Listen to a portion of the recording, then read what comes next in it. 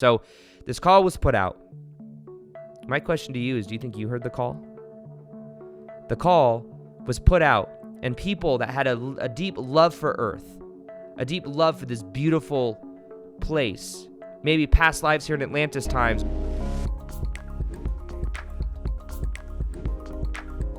And many people have said, I came here to be a part of this shift in consciousness. I heard the call. And there's a book called The 3 Waves of Volunteers by Dolores Cannon. And it talks about these 3 different waves. You know, there's some people that are in their like 50s and 60s right now that were part of the first wave, and they came to lay down the grid work, the energy work for the second and first waves. And now you got these freaking crystal starseed children being born, and they're just super aware and super DNA activated. So it's interesting, but different waves, and that book's called The 3 Waves of Volunteers, and very interesting book. But anyways, basically what it says is that back in 1930, 1940s, or whenever we started experimenting with nuclear bombs, what happened is when we did that, it started to affect not just our reality, but nuclear bombs ripple out into the universe and affect other realities as well. And we were on a timeline at the time where Mother Gaia, the planet herself, which is a consciousness in of herself, put out a call that said, yo, these humans trying to destroy me, and if we stay on this timeline, we're gonna destroy ourselves. And also, this cosmic law thing, we can't be doing things like that ripple out and affect other reality systems like this. So this call was put out. My question to you is, do you think you heard the call? The call was put out, and people that had a deep love for Earth, a deep love for this beautiful place, maybe past lives here in Atlantis times, or in ancient civilizations, or in Egyptian times, or in Peruvian times, or these different Aztec times, said, you know what? I'm going to come back. It's not going to be easy. I'm going to have to forget who I am so that I can remember who I am, so that I can then elevate my level of consciousness and raise my vibration, so that we as a collective move into a higher state of consciousness, so we don't destroy ourselves based on our timeline. And millions of us heard that call and decided to come here. And from what I understand of the Dolores Cannon materials, is there is more attention here right now than anywhere else, like in the universe, because we are moving from one density to a new density, but we're doing it in mass population. We're doing it in a big way. So there's literally other extraterrestrial races watching us right now, seeing how we go through this transition, how we let go of the old, and how we elevate our level of consciousness, and what happens as like the power struggle, the people that were in power and these elite groups like lose their power, and how they put up a fight, and how we move through it. They want to see what happens, because what happens here, I think, is going to be a microcosm of what happens in different reality systems as well. I think this is what I think. I think that there are so many cloaked ships around the planet Earth that if they uncloaked, it would freak us out, because they're everywhere. They're monitoring us. They're looking at us. And here's the thing, too, to realize. We can be afraid of extraterrestrial races. Most of them, I believe, are higher vibration than us. They're more elevated than our level of consciousness.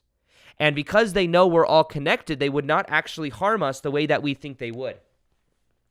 So it's like this limiting. We are humans that believe everyone is the way we are. So because we would go to war with each other, we assume that they would want to go to war. Now, I do believe there is actually kind of a cosmic war going on over different, maybe like extraterrestrial, groups with different agendas, maybe more negative versions. But we're all one consciousness too. Even when we talk about reptilians, which are like these reptile beings, pretty much any kind of animal that you've seen in our reality may have an evolved version of it.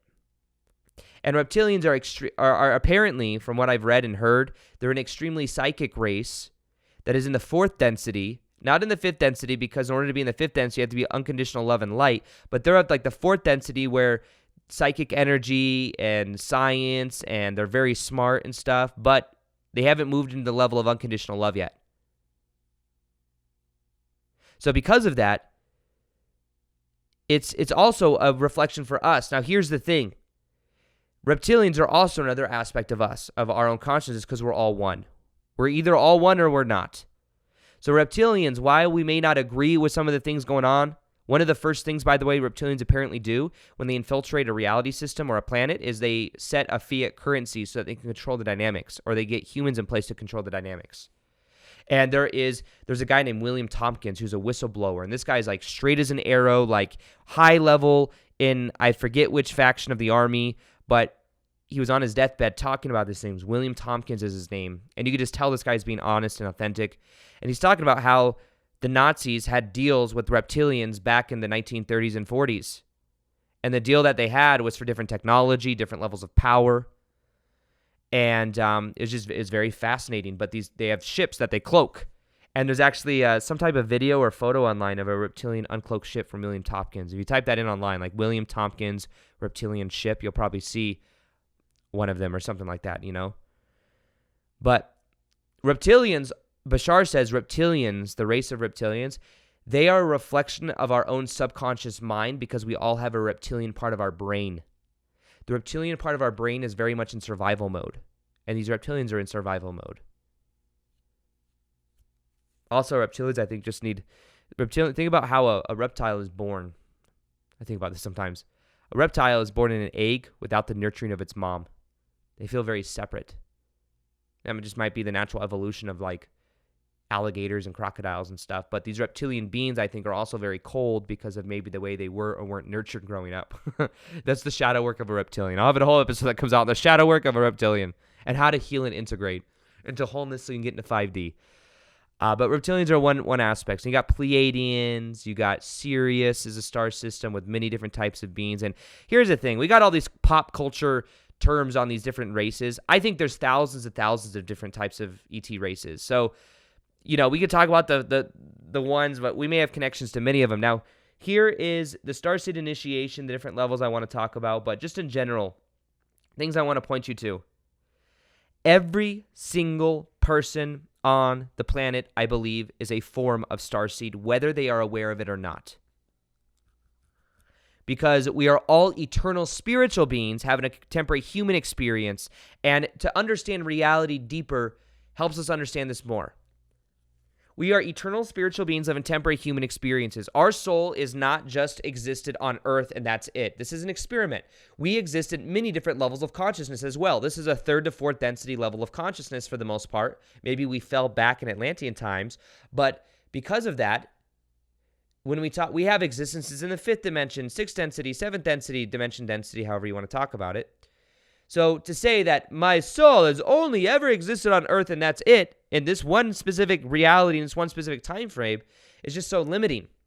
Now, everybody has connections to different extraterrestrial races and different extraterrestrials. And I think that when we talk about, you know, Bashar says in the years 2025 to 2033, the very inklings and first beginning parts of open contact begins, which we have to do a lot of work to get there, I believe, but it's possible. We're literally meeting other aspects of ourself. We could be meeting our future selves. So if we're afraid of these ETs, we're afraid of different aspects of ourself and different consciousnesses. Some of it could be discernment if there's certain races that have different negative agendas, but in general, it's kind of a funny concept. We're like afraid of meeting ourselves. So with that though, we are all in a way, starseeds. Now, starseeds, the way we understand it, are people that are more aware and awake to this information. That would be you listening to this episode. So the thing to remember, though, is that we're all connected. So if we believe that we're starseeds and we're special, sometimes there's this shadow with starseeds where there's this significance play where it's like, I am a starseed and I have come here to awaken the planet to a new level of consciousness. In a way, that may be part of your mission, but it becomes a spiritual ego thing that I find to be very dangerous. And I've been through it. 2012, I went through the spiritual ego thing. I would literally like tell people, oh, it was like a source of significance. You look like you come from this race. Tell like a chick I was talking to that. She probably thought it was crazy. But I would think it was like my way of connecting or some shit, you know. But it was a significance play. So the Starseed initiation is first off the awareness. Now, a lot of times I think Starseeds went through trauma growing up because they want to escape the 3D. They want to go up to the 5th dimension and not be here anymore. They want to rejoin their star family and not be on Earth anymore. And a lot of times when people have gone through trauma, they don't want to deal with the human body they have. So I'm going to be firm here with you right now. If you do more of the healing, you came here. part of the reason you came here was to heal through your human body and to transmute the energy in your human body and your ancestral trauma, your ancestral energy that came from generations. You came here to embody your starseed self in the awareness of being human, to merge these two together. You did not come here to then be here to then say, I don't want to be here, then escape. I think a lot of times when starseeds want to escape, they're trying to escape their own trauma, because people that have been through a lot of pain and pressure have then become aware of the spiritual awakening, but they're trying to escape their body and they're trying to escape 3D. You didn't come here to escape 3D. You came here to bring in and anchor in high vibrational energy so that then it could transform the planet which then we are here now. I wanted to leave, I wanted to ascend, and I was very resistant to the 3D in general. I didn't want to make money, I didn't want to pay my taxes, I didn't want to, I still don't want to pay my taxes, but I do because it's the law. But I think certain things are forms of control, just my personal opinion. But in general, I was like, I let my credit go back in 2012. It was a 7-year mistake that I made, and now I have amazing credit, thankfully, but I learned from that. I didn't want any part of the 3D. I thought, I felt like people didn't understand me, so I thought they were very 3D and I'm just higher vibrational, so that significance play. So some of the stages of the Starseed initiation is the brutal awareness and the beautiful awareness that Earth is a beautiful place, and you came here to embody high vibrational energy, to go after your passion, to fulfill your mission, and part of your mission is being in your body and feeling inside of your body and bringing the awareness inside of your body. A lot of the shadow work I've done this last year and a half that has transformed my life, allowed me to become more magnetic, more polarized, but also balanced in a unique way, has been bringing my energy into my body, because when I went through trauma and abuse growing up, I escaped my body. That's what empaths are, by the way. Empaths are people that have been through trauma that then have stopped being and embodying inside of their own body, so now they can feel everyone else's energy. They went through some type of trauma that then connected them to everybody else so that they could survive what other people thought, what other people wanted, other people's frame. And they can tune into anybody. But then the shadow of that is that then you take responsibility for everyone else's shit. And the key to this is actually growing boundaries and healing from codependency. And a lot of starseeds, I think, have the pattern of codependency, of not being in their body, of being ungrounded. And that's from trauma. And it's okay, but the thing is you came here to transcend that, not to escape it. We came here to bring in high vibrational energy so that we could raise the vibration of ourselves and the collective, so that we could be on a timeline where our star family comes and connects with us, who is also other aspects of us. This is a clip from the Daily Vortex Podcast, where I post 2 times a week, and we go really deep on understanding consciousness, understanding how to raise our vibration, how to bring these spiritual concepts down to earth in a relatable and practical way.